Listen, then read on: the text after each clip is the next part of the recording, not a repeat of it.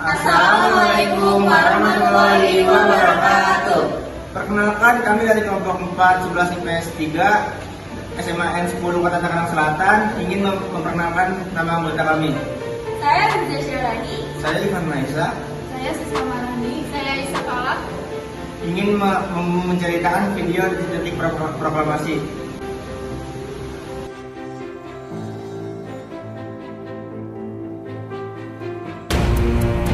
Detik-detik terjadinya proklamasi kemerdekaan bangsa Indonesia diawali dengan pengeboman dua kota penting oleh sekutu, yaitu kota Hiroshima pada tanggal 6 Agustus 1945 dan kota Nagasaki pada tanggal 9 Agustus 1945.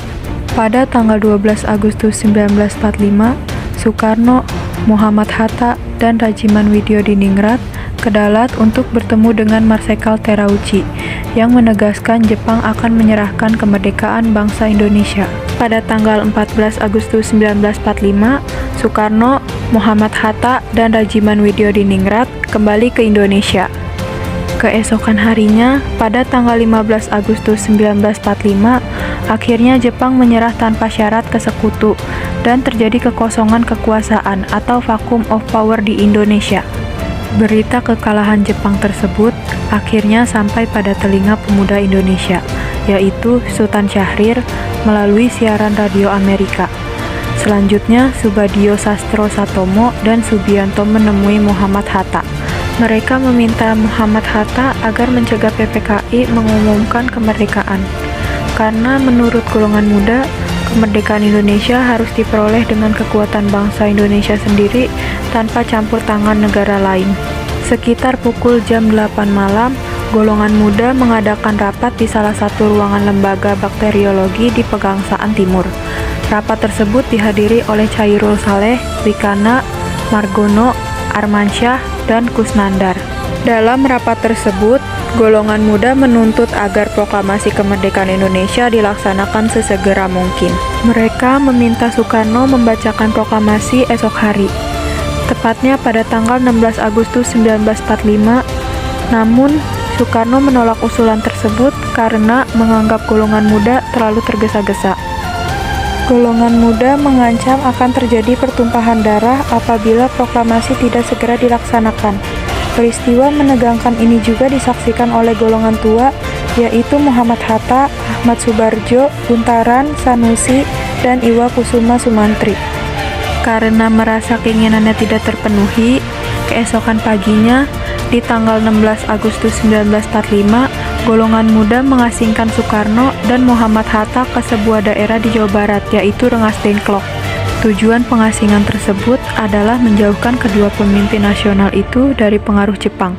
Sementara itu, di Jakarta, golongan tua yang diwakili oleh Ahmad Subarjo dan golongan muda yang diwakili oleh Wikana sepakat bahwa proklamasi kemerdekaan akan dilakukan di Jakarta.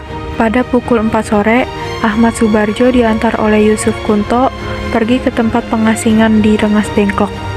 Ahmad Subarjo memberikan jaminan kepada golongan muda bahwa proklamasi akan dilaksanakan pada 17 Agustus 1945 di Jakarta, selambat-lambatnya pada pukul jam 12 siang. Perumusan naskah proklamasi dilakukan di Rumah Laksamana Maeda di Jalan Imam Bonjol nomor 1.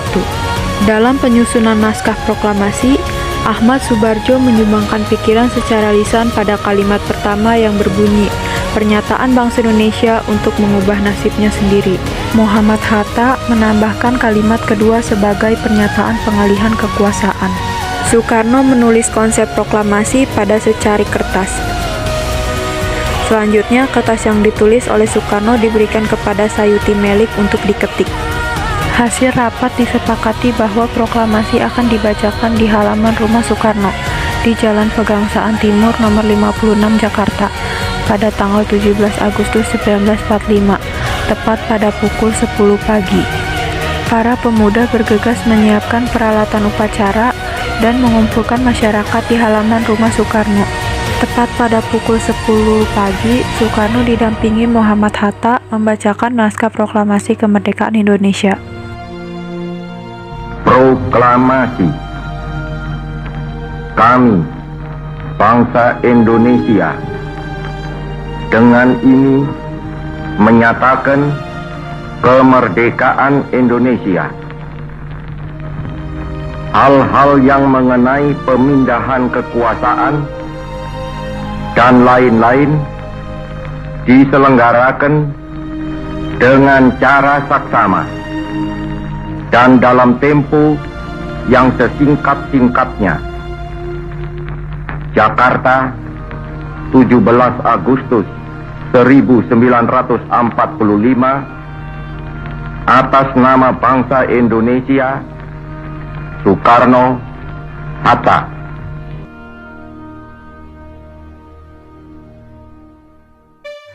Upacara dilanjutkan dengan pengibaran bendera merah putih oleh Latif Hendradiningrat dan Suhud Sastrokusumo. Bendera tersebut dikenal dengan nama bendera pusaka. Bendera tersebut dijahit oleh Fatmawati, istri dari Soekarno, dengan diiringi lagu Indonesia Raya ciptaan Weijs Rudolf Supratman. Semua masyarakat yang menyaksikan upacara pagi itu menangis terharu dan bersyukur atas dibacakannya proklamasi kemerdekaan. Dengan cepat, berita tentang kemerdekaan Indonesia menyebar ke seluruh penjuru negeri.